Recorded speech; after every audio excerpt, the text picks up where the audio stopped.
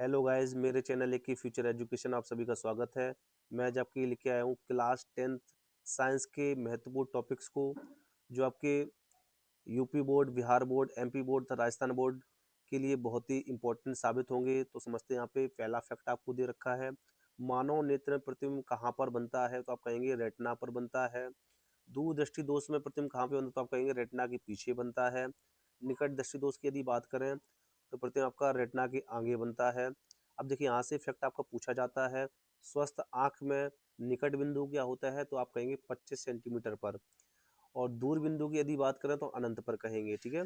दूर दृष्टि दोष में निकट बिंदु की यदि बात करें तो 25 सेंटीमीटर से अधिक दूरी पर होता है। निकट दृष्टि दोष में निकट बिंदु की यदि बात करें तो 25 सेंटीमीटर कम दूरी पर होता है।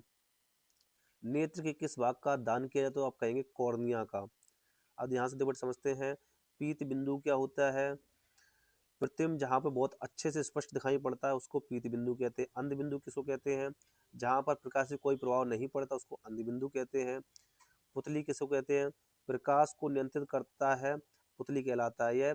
जब हम अधिक धूप में जाएंगे तो बेटा हमारी पुतली, जो आँख की पुतली होती है, सिकुड़ती है तथा अंधेरे में जाते हैं तो पुतली फैल जाती है। तो पुतली का एक कार्य हमें याद रखना है, ये नियंत्रित करना है। ठीक है। अब देखिए, यहाँ दोष में प्रयोग किए जाने वाले लेंस की यदि बात करें तो दूर दृष्टि दोष में आपका उत्तल लेंस प्रयोग किया जाता है। निकट दृष्टि दोष के लिए अवतल लेंस, और जरा दृष्टि दोष के लिए द्विफोकस लेंस का प्रयोग किया जाता है, जिसको हम लोग बाई फोकस लेंस भी कहते हैं। इसमें अवतल लेंस को ऊपर रखा जाता है तथा उत्तल लेंस को नीचे रखा जाता है। अब देखिए, यहाँ से फलों को पकाने में सहायक है, अगर आपसे ये पूछा जाए तो प्राकृतिक रूप से यदि पूछा जाए तो एथिलीन होगा, जिसका रासायनिक सूत्र C2H4 होता है। एंड अगर आपसे कृत्रिम रूप से पकाने के लिए कहा जाए तो एसिटिलीन, जिसका रासायनिक सूत्र C2H2 होता है। अब देखिए, जैसे अजैविक कारक की यदि बात करें तो वे कारक जिनमें जीवन नहीं होता है अजैविक कारक कहलाते हैं। इसके अंतर्गत आपके जल, वायु, वर्षा, ताप, नमी, मृदा आदि आते हैं। ठीक है। जैविक कारक की बात करें तो जैविक कारक उनको कहते हैं जिनमें जान होती है, उसको जैविक कारक कहते हैं। इसमें आपके उत्पादक, उपभोक्ता और अपघटक आते हैं। आप समझते हैं यहाँ से उत्पादक क्या होते हैं। देखो यहाँ से, जो अपना भोजन स्वयं बनाते हैं उत्पादक कहलाते हैं, जिसमें हरे पेड़ पौधे, शैवाल आदि आते हैं। अब उपभोक्ता की बात करते हैं, जो अपने भोजन के लिए दूसरों पर निर्भर रहते हैं, उपभोक्ता कहलाते हैं। उपभोक्ता आपके 3 प्रकार के होते हैं, प्राथमिक उपभोक्ता, द्वितीयक उपभोक्ता और तृतीयक उपभोक्ता। प्राथमिक उपभोक्ता की यदि बात करें तो जो अपने भोजन के लिए हरे पेड़ पौधों पर निर्भर रहते हैं, प्राथमिक उपभोक्ता कहलाते हैं, जैसे गाय, भैंस, बकरी आदि। द्वितीय उपभोक्ता की बात करें तो जो अपने भोजन के लिए सीधे शाकाहारी जीवों पर निर्भर रहते हैं, द्वितीय उपभोक्ता कहलाते हैं, जैसे लोमड़ी, सियार, भेड़िया आदि कह सकते हैं। एंड अगर आपसे तृतीय उपभोक्ता की बात करें, तृतीय उपभोक्ता में आपका जो मांसाहारी जीव को भी खा जाते हैं उसको तृतीय उपभोक्ता कहते हैं, जैसे शेर, सांप आदि। ठीक है। अपघटक की बात करें, देखो यहाँ से अपघटक किनको कहते हैं? जो अपने भोजन के दोहरे यहाँ से जो अपघटक यानी जो सड़े मले पदार्थों पर जन्म लेते हैं उसको अपघटक कहते हैं। ठीक है। धातु के अयस्क की यदि बात करें, देखो यहाँ से आयरन के अयस्क अगर पूछा जाए आपसे, लोहे के अयस्क, तो हेमेटाइट, मैग्नेटाइट और आयरन पाइराइट्स होता है। कैल्शियम के अयस्क की यदि बात करें, जिप्सम, लाइमस्टोन, चौक, संगमरमर, फ्लोरस्टॉप कहते हैं। ठीक है। कॉपर की अगर बात करें तो कॉपर पायराइट्स या मेलेकाइट होता है, इसका मेलेकाइट के बारे में पूछा जाता है। ठीक है। अब देखिए, यहाँ से प्रमुख अम्ल की यदि बात करें, साइट्रिक या सिट्रिक अम्ल की यदि बात करें तो नींबू और संतरे में पाया जाता है। टाइट्रिक अम्ल की यदि बात करें, कच्चे आम, अंगूर और इमली में पाया जाता है। ऑक्जेलिक अम्ल की यदि बात करें, टमाटर और अमरूद में पाया जाता है। फॉर्मिक अम्ल, मेथनोइक अम्ल यदि पूछे तो बिच्छू के डंक में, नेटल के डंक में, चींटी के काटने, मधुमक्खी के डंक आदि में पाया जाता है। आंवला और प्याज में एस्कॉर्बिक अम्ल पाया जाता है। और देखिए, यहाँ सिरका और शराब में अगर पूछे तो एसिटिक अम्ल पाया जाता है। ठीक है। तो देखिए, यहाँ से कुछ अयस्क और दे रखे हैं, जैसे आपसे कहें कॉपर का अयस्क तो कॉपर पायराइट्स और मेलेकाइट। ठीक है। और गैलेना अगर पूछे तो लेड का अयस्क होता है। ठीक है। अब देखिए, धातु और मिश्रण के बारे में समझते हैं। यहाँ पे आपके पीतल के बारे में बहुत पूछा जाता है, जैसे पीतल किसका अयस्क है पूछा जाए तो कॉपर और जिंक का, Cu+Zn का। ठीक है। और देखो यहाँ से कांसा की अगर बात करें तो कॉपर प्लस टिन का अयस्क होता है ये। जर्मन सिल्वर की बात करें कॉपर, जिंक और निकल का होता है, ठीक है। स्टेनलेस स्टील की यदि बात करें आयरन, क्रोमियम, निकल और कार्बन होता है, ठीक है। गन मेटल की यदि बात करें तांबा, जस्ता और टिन का होता है, ठीक है। और मैग्नीज मेटल की अगर बात करें तांबा, मैग्नीज और निकल का होता है, ठीक है। और टांका का कहें तो बेटा लेड बटिंग बटन होता है, ठीक है। अब देखो यहाँ से धातु और अधातु के बारे में समझते हैं। तो सबसे पहले बेटा धातु के बारे में समझते हैं। सभी धातुएं जो होती हैं, देखो यहाँ से अंतर पूछा था धातु और अधातु के बारे में, तो समझ लेते हैं यहाँ पे। सभी जो धातु होती है ठोस अवस्था में पाई, जिसमें एक अपवाद होता है मरकरी या पारा, एच जिसको कहते हैं, यह द्रव अवस्था में पाया जाता है। सभी धातु जो होते हैं कठोर होते हैं, जिसमें सोडियम, पोटेशियम मुलायम अवस्था में पाई जाती है, जिसको हम लोग चाकू से भी काट सकते हैं। आघात बढ़ता या तंता गुण की बात करें, आघात बढ़ता का मतलब होता है जिसको आप कितना भी पीटें वो बेटा फटता नहीं जल्दी से, ठीक है। और तंता की अगर बात करें तो कितना भी ताना आ जाए तो ये पतला तार सा बन जाता है। तो आघात बढ़ता और तंता की यदि गुण की बात करें तो सोना और चांदी अधिक पाया जाता है, ठीक है। एक इसमें फैक्ट है, 1 ग्राम सोने को 2 किलोमीटर लंबे तार तक बनाया जा सकता है। और देखो यहाँ से सभी जो धातु होते हैं विद्युत तथा ऊष्मा के सुचालक होते हैं, जिसमें सबसे ज्यादा सुचालकता चांदी में, फिर कॉपर में, फिर एल्युमिनियम में होती है, ठीक है। ठोस का गलनांक और कथनांक अधिक होता है, जिसमें गैलीनियम और सीजियम ऐसे हैं जो हथेली के ताप पर भी पिघल जाते हैं, ठीक है। अब देखिए यहाँ से अधातु की अगर बात करें, देखिए यहाँ से चमक की यदि बात करें धातुओं की, तो चमक बेटा धातुओं में चमक होती है, ठीक है। अब अधातु समझते हैं। अधातुओं में चमक नहीं होती है, लेकिन अपवाद में बेटा आयोडीन है, इसमें चमक होती है। अधातु विद्युत के तथा ऊष्मा के कुचालक होते हैं, लेकिन अधातु में बेटा आपका एक ग्रेफाइट है जो विद्युत का सुचालक होता है, ठीक है। देखिए यहाँ से अधातु में तंता तथा आघातवर्धक गुण नहीं पाए जाते हैं। देखिए यहाँ समझते हैं प्रकाश की चाल के बारे में पूछा जाता है। यहाँ पे सबसे ज्यादा निर्वात में चाल पूछी जाती है। यदि निर्वात में पूछा जाए तो 3 × 10⁸ मीटर प्रति सेकंड होती है। यदि कांच में पूछे चाल प्रकाश की चाल तो 2 × 10⁸ मीटर प्रति सेकंड होती है। जल में यदि पूछे तो 2.5 × 10⁸ मीटर प्रति सेकंड होती है। तारपीन के तेल की यदि बात करें तो 2.04 × 10⁸ मीटर प्रति सेकंड होती है। रॉक सॉल्ट की बात अगर करें तो 1.96 × 10⁸ मीटर प्रति सेकंड होती है। नायलॉन की यदि बात करें तो 1.96 × 10⁸ मीटर प्रति सेकंड होती है। अब देखिए यहाँ से निम्न में से उत्सर्जी पदार्थ, सबसे पहले ये समझ लिया उत्सर्जी पदार्थ होते क्या हैं। देखिए यहाँ से हमारे शरीर से जो वेस्ट पदार्थ बाहर निकलते हैं वो उसको उत्सर्जी पदार्थ कहते हैं, ठीक है। देखिए यहाँ से उत्सर्जी पदार्थ में जैसे अगर आपसे बात करें उभयचर मानव स्तनधारी जो होते हैं वो यूरिया का त्याग करते हैं, यानी यूरिया को बाहर निकालते हैं। मछली और जलीय प्राणी की यदि बात करें तो वो अमोनिया को बाहर निकालते हैं। सरीसृप, पंछी और मरुस्थल की यदि बात करें तो यूरिक अम्ल को ये बाहर निकालते हैं, जिसको यूरिया ही कह सकते हैं, ठीक है। अब बेटे देखो यहाँ से आपसे पूछा जाए यदि मलेरिया जो है किस मच्छर के काटने से फैलता है तो आप कहेंगे मादा एनाफिलीज मच्छर के काटने से। डेंगू चिकनगुनिया की यदि बात करें तो एंडीज मच्छर के काटने से। कभी कभी आपसे ऐसे पूछ सकता है निम्न में से कौन मच्छर जनित रोग नहीं है, तो आपसे ऑप्शन दे देगा मलेरिया, डेंगू, चिकनगुनिया और एक मान लो एक अदर दे दिया हैजा, टीबी, कुछ भी दे सकता है। तो आपको याद रखना पड़ेगा मलेरिया, डेंगू, चिकनगुनिया ये तुम्हारे मच्छर काटने से फैलते हैं। अन्न जो होता है मच्छर काटने से नहीं फैलेगा, ठीक है। मूत्र का जो निर्माण की यदि बात करें तो वृक्क यानी गुर्दा या जिसको किडनी भी कह सकते हैं। चर्म रोग या पेलाग्रा रोग किस विटामिन कमी से होता है तो आप कहेंगे B3 कमी से। यूरिया का निर्माण होता है यकृत या जिगर कह सकते हैं, इसका उर्दू नाम जिगर है और इसको लीवर भी कह सकते हैं। हीमोग्लोबिन महत्वपूर्ण भूमिका निभाता है श्वसन में, ठीक है। मनुष्य में लार ग्रंथियों की संख्या की अगर बात करें तो 3 जोड़ी लार ग्रंथियां पाई जाती हैं। लार में कौन सा एंजाइम पाया जाता है तो आप कहेंगे टाइलिन तथा एमिलेज, ठीक है। आहार नाल में सी आकार की आकृति होती है। देखो यहाँ से जो सी आकार की आकृति छोटी आंत में पाई जाती है, जिसको हम लोग ग्रहणी कहते हैं, ठीक है। तो संपूर्ण पाचन हमारा छोटी आंत में ही होता है, ठीक है। अब देखिए समझते हैं यदि आहार नाल में जे आकार की आकृति कहें तो आमाशय कहते हैं। पेट में देखो यहाँ से बनने वाला प्रबल अम्ल है HCl, जिसको हाइड्रोक्लोरिक अम्ल कहते हैं। मानव मस्तिष्क का वजन की यदि बात करें, वयस्क की अगर बात करें तो 1300 से 1350 ग्राम। एंड आपसे अगर नवजात शिशु की यदि बात करें तो 250 से 300 ग्राम होती है, ठीक है। मस्तिष्क का सबसे बड़ा था सबसे छोटा भाग, सबसे बड़े भाग की यदि बात करें तो प्रमस्तिष्क जिसको बड़ा भाग कहते हैं, अनुमस्तिष्क को छोटा भाग कहते हैं। ऐच्छिक तथा अनैच्छिक क्रियाओं की समझते हैं। ऐच्छिक क्रियाएं वे क्रियाएं जो अपनी इच्छा से कर सकते हैं, ऐच्छिक क्रियाएं कहलाती हैं, तथा जैसे लिखना, पढ़ना, बोलना, चलना आदि। अनैच्छिक क्रियाओं की बात करें जो अपनी इच्छा से नहीं कर सकते हैं, यानी जिन पर हमारा नियंत्रण नहीं होता है, अनैच्छिक क्रियाएं कहलाती हैं, जैसे हृदय स्पंदन करना, श्वसन करना, पाचन करना आदि। अब देखिए यहाँ समझते हैं आनुवंशिकता के जनक कौन है, तो आप कहेंगे ग्रेगर जॉन मेंडल।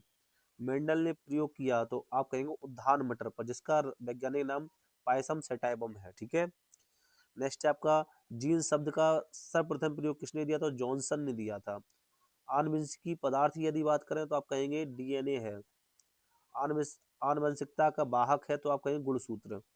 नेक्स्ट है आपका शुक्राणु में ऑटोसोम्स गुणसूत्रों की संख्या यदि कहें तो 22 जोड़ी या 44 कह सकते हैं इसमें, और क्रोमोसोम्स की संख्या यदि पूछे तो 23 जोड़ी या 46, ठीक है। जायगोड में गुणसूत्रों की संख्या होती है तो 2x कहेंगे आप। ऐसा कौन सा प्राणी जो अपना लिंग बदल सकता है, तो आप कहेंगे घोंगा। घोंगा एक ऐसा प्राणी है जो आपका लिंग निर्धारण कर सकता है, ठीक है।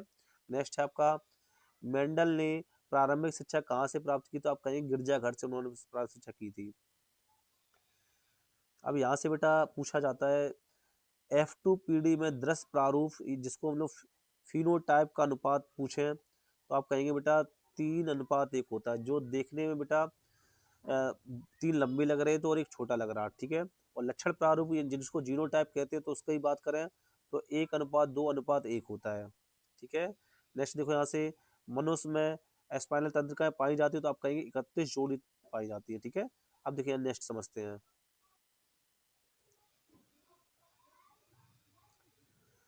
देखिए यहाँ से स्वपोषी पोषण के लिए आवश्यक है तो आप कहेंगे क्लोरोफिल, ठीक है। हरे शैवाल होते हैं तो आपके हरे शैवाल या पेड़ पौधे की बात करें तो स्वपोषी होते हैं, अपना भोजन स्वयं बना लेते हैं, ठीक है। नेक्स्ट देखो यहाँ से वायुमंडल में ओजोन परत बचाती है। वायुमंडल में जो ओजोन परत है हमारा, जो ऑक्सीजन का अपरूपण होता है जिसको O3 के नाम से जाना जाता है, ये वायुमंडल से आने वाली पराबैंगनी किरणों को अवशोषित कर लेती है, जिससे प्राणी को बेटा नुकसान नहीं होता, जिससे त्वचा के कैंसर वैंसर हो जाते हैं तो उससे बचाती है ये। विश्व पर्यावरण दिवस मनाया जाता है तो आप कहेंगे 5 जून को। पादपों में वायु प्रदूषण करने वाली प्रक्रिया तो प्रकाश संश्लेषण है, ठीक है। पादप हार्मोन्स है तो आप पादप हार्मोन्स की अगर बात करें तो साइटोकाइनिन, हमने आपको 5 बताए थे इसके, ठीक है। नेक्स्ट देखिए यहाँ से गर्मियों के दिनों में किस कारण दोपहर में पादप मुरझा जाते हैं, तो आप कहीं बेटा देखो दोपहर में उसमें छिद्र होते हैं, रोम होते हैं, जिसके माध्यम से बेटा जो सूर्य होता है पानी अधिक आर्द्रता ले लेता है, जिसके कारण बेटा उसका वाष्पोत्सर्जन अधिक हो जाता है, जिससे आपका क्या हो जाएगा, पत्तियां हमारी मुरझा जाती हैं। फिर नेक्स्ट समझते हैं बेटा रंग का संबंध होता है वाष्पोत्सर्जन से, ठीक है। CFC का प्रयोग होता है, देखो यहाँ से CFC जो गैस होती है जिस जो तुम्हारी ओजोन परत को क्षति पहुंचाती है, तो वो उसका बेटा प्रयोग जो होता है रेफ्रिजरेटर तथा एयर कंडीशनर में होता है, ठीक है। प्रदीप्त वस्तुएं वे वस्तुएं जिनमें स्वयं का प्रकाश होता है प्रदीप्त वस्तुएं कहलाती हैं, जैसे सूर्य, तारे, जुगनू, बल्ब, मोमबत्ती, लालटेन आदि। अदीप्त की यदि बात करें जिनमें स्वयं का प्रकाश नहीं होता अदीप्त कहलाती हैं, जैसे चंद्रमा, कुर्सी, मेज। पारदर्शी की यदि बात करें, पारदर्शी का मतलब होता है जिनको हम आर पार देख सकें, बीच में अगर वो लगी है तो उसको हम उस साइड भी देख सकते हैं, तो पारदर्शी का जैसे कांच और जल। अपारदर्शी की यदि बात करें जिसके हम आर पार ना देख सकें, यानी दूसरी तरफ ना देख सकें, तो उसको हम लोग अपारदर्शी कहेंगे, जैसे दीवार, लकड़ी, कुर्सी आदि। पारभासी की बात करें, पारभासी की बात करने मतलब हो गया जिसमें हम उस साइड वाली चीजों को अच्छे से ना देख पाए, जैसे गंदी कांच हो उसके हम आर दूसरी तरफ देखने में थोड़ी कठिनाई होगी, या गंदा पानी है तो उसको नीचे देखने में अच्छे से कठिनाई होगी, तो ये पारभासी कहलाएगा, ठीक है। प्रकाश की चाल का क्रम यदि पूछे तो निर्वात सबसे ज्यादा होगी, फिर वायु में, फिर कांच में, फिर जल में, ठीक है। वास्तविक रंग देखिए यहाँ समझते हैं, आकाश का वास्तविक रंग अगर पूछे तो आपका काला होता है, सूर्य का वास्तविक रंग तो सफेद या श्वेत होता है, और चंद्रमा का वास्तविक रंग अगर पूछे तो भूरा या ग्रे होता है, ठीक है। पृथ्वी पर प्रकाश आने का समय अगर चंद्रमा से कहें तो 88 सेकंड, या कह सकते हैं 1 मिनट 28 सेकंड। सूर्य से कहें तो 499 सेकंड अथवा 8 मिनट 9 सेकंड कह सकते हैं। समतल दर्पण में पॉलिश की जाती है, ये सवाल आपसे पूछ लिया जाता है, किसकी पॉलिश की जाती है, तो आप कहेंगे AgNO3 या Hg की परत तथा एल्युमिनियम की परत। लेंस की क्षमता का मात्रक होता है डायप्टर, या प्रति मीटर भी इसको कह सकते हैं, या मीटर इनवर्स भी कह सकते हैं। ठीक है, अब देखिए यहाँ से उत्तल दर्पण में प्रतिबिंब, उत्तल दर्पण की जब भी बात करेंगे तो हमेशा प्रतिबिंब सीधा, आभासी व छोटा बनेगा। अवतल दर्पण की यदि बात करें, उल्टा, वास्तविक तथा बड़ा बनेगा। फोकस दूरी F तथा वक्रता त्रिज्या R में क्या संबंध होता है, तो आप कहेंगे F बराबर R/2। लिटमस पेपर कहाँ से प्राप्त किया था बेटा, यहाँ पे ये बेटा यहाँ पे सिलिकॉना गलत लिख गया है, यहाँ से लिखेंगे बेटा लाइकेन के पौधे से। ठीक है, सॉरी यहाँ पे मिस्टेक हो गई है। अब देखो यहाँ से यदि इसके रंग की बात करें, लिटमस पेपर का रंग कैसा होता है, आप कहेंगे बैगनी रंग का होता है। ठीक है, अब इसके लिए बेटा देखो यहाँ से एक कभी पूछ लेता है कि अम्ल लाल लिटमस को कैसा कर देता है, ऐसे करके। ठीक है, उसकी ट्रिक रहेगी अनिल की छलनी। ठीक है, तो आ का मतलब यहाँ पे अम्ल से है, नी का मतलब नीले से, और ला का मतलब लाल से। तो यानी अम्ल जो होते हैं नीले लिटमस पेपर को लाल कर देते हैं, और क्षार जो होते हैं लाल लिटमस पेपर को नीला कर देते हैं। ठीक है, अम्ल राज के नाम से जाना जाता है, तो आप कहेंगे H2SO4 में सांद्रण HNO3 और HCl का अनुपात होता है, तो आप कहेंगे 1:3। मोटर कार में हेडलाइट बनी होती है अवतल दर्पण की। ठंडे जल से हाइड्रोजन गैस बनाती है सोडियम। पुष्प के भाग होते हैं, 4 भाग होते हैं। ठीक है, अब देखिए यहाँ से जो भी पैकेट में जो आपके चिप्स की थैली में गैस भरी होती है उसको नाइट्रोजन कहते हैं। यह उसको खराब होने से बचाता है। ठीक है, बल्ब का फिलामेंट बना होता है तो टंगस्टन का बना होता है। चंद्रमा से देखने पर आकाश कैसा दिखाई पड़ता है, तो काला या काला सफेद भी कह सकते हैं। अब देखिए सामान्य ताप पर सभी धातुएं जो होती हैं पारा मरकरी द्रव अवस्था में पाई जाती हैं। ठीक है, अवतल दर्पण प्रयोग की जाती है नाक, कान, दांत, गले उपकरण बनाने में, दाढ़ी बनाने में, वाहन हेडलाइट में, टॉर्च व सर्च लाइट में, सोलर कुकर व लेजर लाइट में। ठीक है, उत्तल दर्पण की यदि बात करें तो यहाँ से देखो साइड मिरर में, धूप के चश्मे में, दूरबीन में, लैंपों, हेलोजन आदि में। ठीक है, अब बेटा यहाँ से क्वेश्चन बन जाता है तुम्हारा, जैसे सबसे ज़्यादा तरंग दैर्घ्य की यदि बात करें तो लाल रंग की तरंग दैर्घ्य सबसे ज़्यादा होती है, बैंगनी रंग की सबसे कम होती है। ठीक है, और यहाँ से क्वेश्चन बहुत पूछा आता है विचलन, तो सबसे ज़्यादा विचलन की यदि बात करें तो विचलन तुम्हारा होता है सबसे कम लाल रंग का, और बैंगनी का सबसे अधिक होता है। अब देखिए यहाँ से आपसे पूछा जाता है आधार क्यों झुकी होती है, जिसका विचलन ज़्यादा होगा तो वो आधार को ज़्यादा झुकी होगी। तो देखिए यहाँ से एक नोट करके नीचे लिखा रखा है मैंने, लाल रंग की केवल तरंग दैर्घ्य अधिक होती है, बाद बाकी सभी चीज़ें कम होती हैं। ठीक है, तो याद रखेंगे इस बात को। अब देखिए यहाँ से विद्युत धारा का मात्रक की यदि बात करें तो आवेश बटे समय, या I बराबर Q/T कह सकते हैं। देखिए यहाँ से ये क्वेश्चन बहुत पूछा था, एक अशक्ति बराबर 746 वाट होता है, 1 मिली एम्पियर बराबर 10⁻³ एम्पियर होता है। चुंबकीय क्षेत्र का मात्रक, ये बहुत कुछ पूछा जाने वाला सवाल है। चुंबकीय क्षेत्र का मात्रक तो टेस्ला या वेबर मीटर स्क्वायर या गॉस होता है। परजीवी क्या होते हैं, जो अपने भोजन के लिए दूसरों पर निर्भर रहते हैं लेकिन उसको नुकसान नहीं पहुंचाते या उसको मारते नहीं हैं, उसको परजीवी कहते हैं, जैसे जूं, जौ, खटमल, अमरबेल आदि। नेक्स्ट है आपका मृतपोषी। मृतपोषी मतलब होता है जो अपने जीवन के लिए मृत जीवों पर निर्भर रहते हैं, मृतपोषी कहलाते हैं, जैसे जीवाणु, कवक, फफूंदी, ईस्ट, मशरूम आदि। देखिए पाचन तंत्र की लंबाई की यदि बात करें तो आहार नाल की यदि लंबाई की बात करें तो आहार नाल 8 से 10 मीटर या 30 फीट कह सकते हैं। ग्रास नली की यदि बात करें तो 25 सेंटीमीटर। अमाशय की यदि बात करें तो 8 से 10 इंच। छोटी आंत की बात करें तो 6 से 7 मीटर या 6.5 मीटर। बड़ी आंत की बात करना 1.5 मीटर।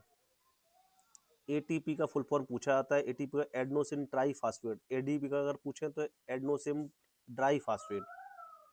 भौतिक परिवर्तन क्या होते हैं, वे परिवर्तन जो अपने मूल अवस्था में पुनः वापस आ जाते हैं भौतिक परिवर्तन कहलाते हैं।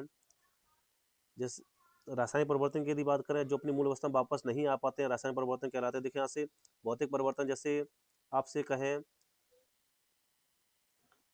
जैसे कपूर का उड़ना, मोमबत्ती का पिघलना, ये तुम्हारे भौतिक परिवर्तन हो गए। कपड़े का सूखना, या तुमसे कहें बर्फ बर्फ का जमना, ये भी तुम्हारे भौतिक परिवर्तन हो जाएगा। रासायनिक परिवर्तन की बात कर, दूध से दही बनना, मोमबत्ती का जलना, एंड आपका कह सकते हैं। और देखो कभी कभी बच्चे भ्रमित हो जाते हैं, जैसे हमने पूछा कांच का टूटना या शीशे का टूटना, तो ये आपका भौतिक परिवर्तन में जाएगा, ना कि रासायनिक में, ठीक है। क्योंकि उसके गुण वही रहे, एक चेहरे टुकड़े को से चेहरा देख सकते हैं, ऐसे बड़े वाले से भी देख सकते थे, तो ये भौतिक परिवर्तन में जाएगा। पर देखो यहाँ से कुछ रासायनिक सूत्र इंपॉर्टेंट है आपके। तो देखो यहाँ से जैसे लेड सल्फेट की बात करें तो PbSO4, कैल्शियम नाइट्रेट की बात करें तो CaNO3 का होल ट्वाइस, फिटकर की बात करें K2SO4 या L2SO4 का होता है 24H2O, लाल दबक KMNO4। धातु जो संक्षारित नहीं, तो सोना, चांदी, प्लेटिनम, ये आपकी संक्षारित नहीं होती, यानी जंग लग के खराब नहीं होती, ठीक है।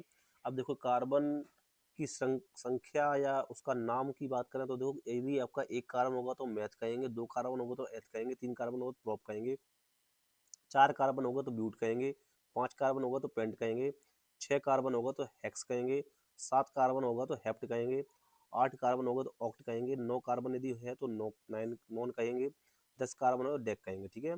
अब देखिए यहाँ से अब देखिए यहाँ से एल्केन के लिए यदि बात करें तो इसके लिए सूत्र होता है CnH2n+2। यहाँ पे सिंगल बॉन्ड आता है, इसके लिए हम लोग एन को जोड़ते हैं, ठीक है। अब देखिए जैसे एल्किन की यदि बात करें, डबल बॉन्ड यहाँ पे आएगा तो CnH2n, ठीक है। इसमें आपका इन जुड़ता है आके। अब देखिए यहाँ से एल्काइन की यदि बात करें तो CnH2n-2, यहाँ पे ट्रिपल बॉन्ड होगा।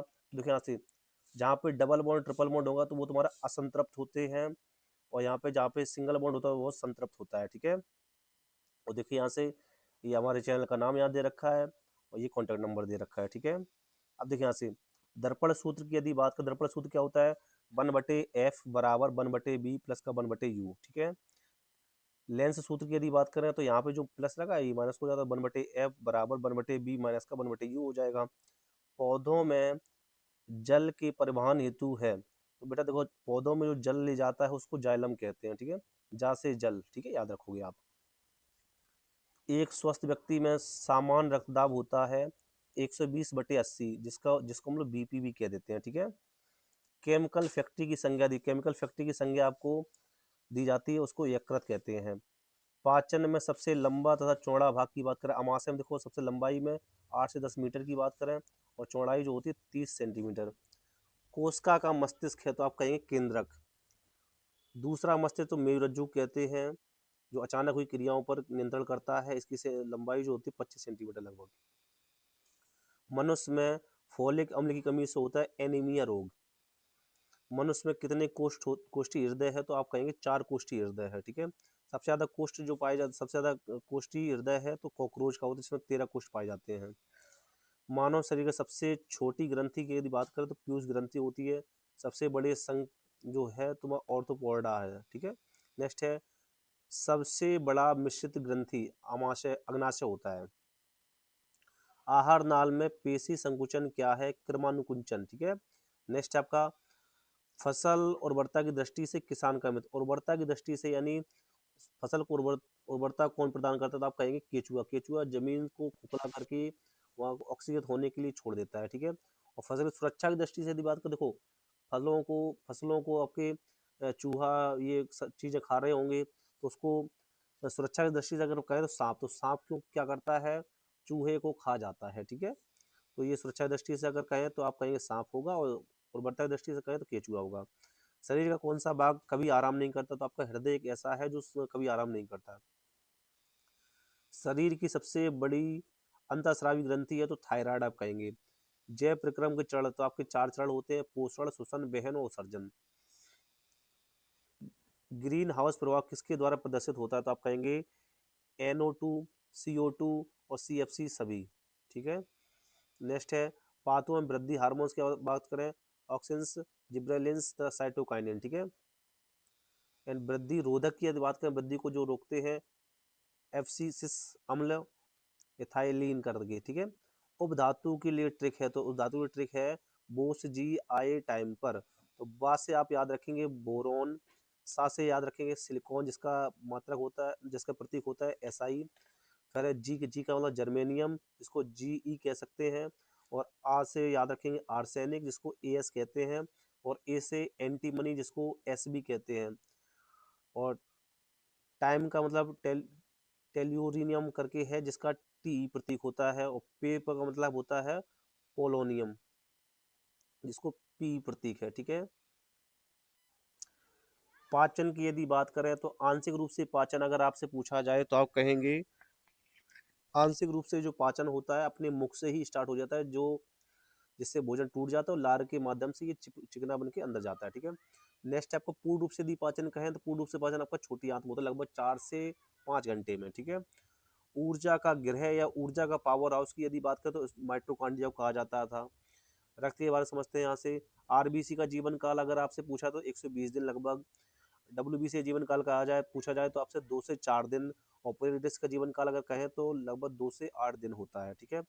ऊर्जा की मुद्रा या ऊर्जा की सिक्का की यदि बात करें जिसको ATP कहते हैं, जिसका फुल फॉर्म होता है एडेनोसिन ट्राईफास्फेट, ठीक है। तो देखिए यहाँ से दांत के बारे में पूछा जाए तो देखिए यहाँ दांत के बारे में चवड़लक दांत की यदि बात करें तो जिनको स्थायी दांत भी कहा जाता है, इनकी संख्या 12 होती है। ये भोजन को चबाने का कार्य करते हैं जिसको अस्थायी दांत भी कहा जाता है। अगर चबड़क की बात करें तो देखो यहाँ से अगर चबड़क चबड़क दांतों के जिस टांगे लगे होते हैं इनकी संख्या आपकी 8 होती है। ये भी आपके चबाने का कार्य करते हैं। कृंतक दांतों की यदि बात करें, कृंतक दांतों की संख्या आपकी 8 होती है। एंड रंधक दांतों की बात करें तो रंधक दांतों की संख्या आपकी 4 होती है, जो आपके नुकीले दांत होते हैं चिड़ फाड़ करने के लिए काम आते हैं, ठीक है। अब समझते हैं